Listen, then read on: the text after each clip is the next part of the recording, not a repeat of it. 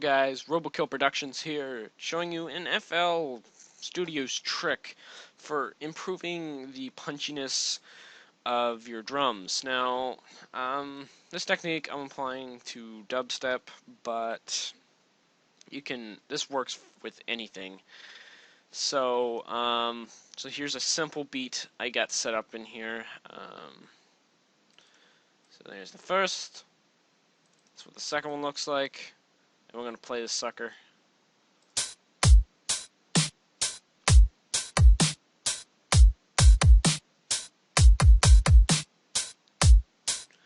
Now that's just with the simple drums. If you look, Legacy Club, these simple sounds. So if we, alright, so if we go and click on the kick, right here we got effects. Now you want to set that to 1. You can set it to really whatever you want. For the purpose of this tutorial, I'm setting it to 1. Hats, I like to keep them separated, but for the purpose of this tutorial, you don't really need to. If you put like a fruity filter and you have a fade or something, then I'd have these on a separate line. If you don't even know what that means, don't worry about it. Then don't even bother with this. So, the kick is on FX1. Again, you can set it to whatever you want. Just make sure these are on 2 separate effects lines. These go up to about a kajillion. So that's, I'm assuming you guys don't know anything if you're watching this tutorial, well, about this program, so I'm just trying to get it so everybody understands. Yeah.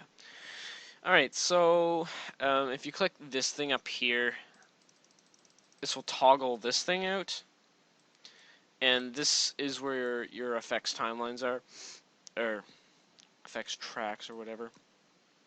So number 1 is the kick. So what we're going to do is, to get it to sound more punchier, we're going to add a sound goodenizer. Now you could obviously use Maxis, which is the advanced version of sound goodenizer, but we are just going to put on sound goodenizer. Now you're faced with all these things. I just keep it on A and then set it right around there for the kick.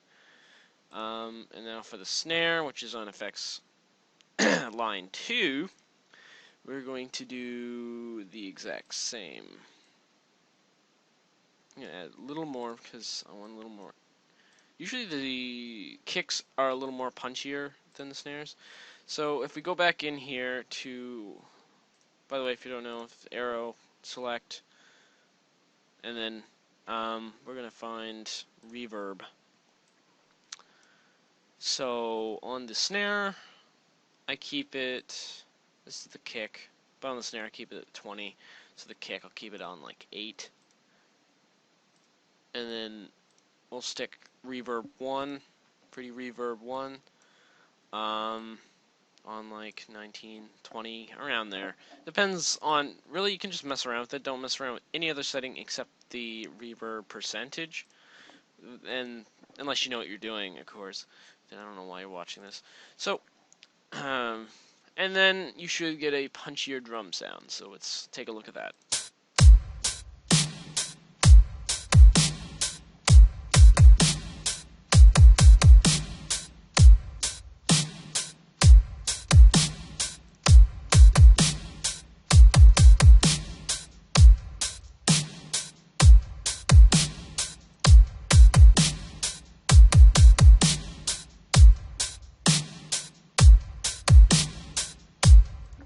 Alright guys, so that is how you get your drums sound punchier. Now, of course you can do this with any drums, not just in dubstep music, but let's say drum kit. There's a good example somewhere in here. It's like this drum that I don't know what genre you'd see this in, but if you stuck this on number, what was it, 2? And then cut the snare from here, and then paste it here. Get a kick that matches. I'm going to replace that kick, because why not? I don't even know why we kept this. And then try it. it gives a, and again, it gives a really nice, so this is the original sound over here, the kick. So, and this is what it sounds like now. Oh, did I do something wrong?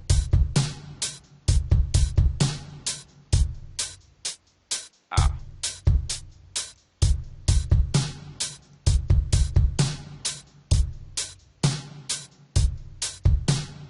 Really nice sound.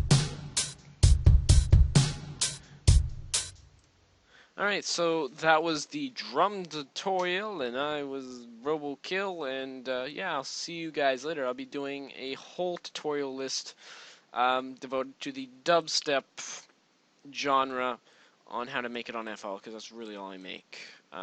So, I hope this helped you guys do your stuff, so I'm going to stop this.